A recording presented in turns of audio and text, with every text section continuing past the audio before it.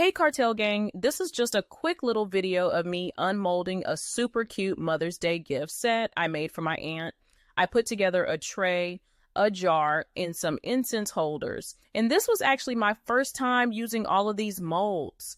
Now I'm obsessed because they turned out so pretty. The tray was supposed to be clear at first, but I had some extra resin left over from making the jar and thought, why not get creative and pour it in? And honestly, I think it turned out super cute. Let me show you how everything came out.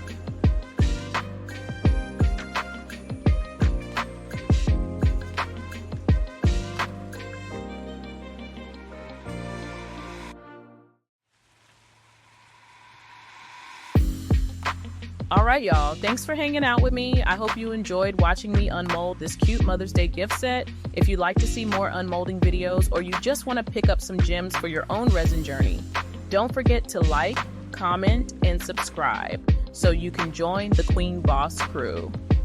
Until next time, stay creative, keep shining, and stay bossy.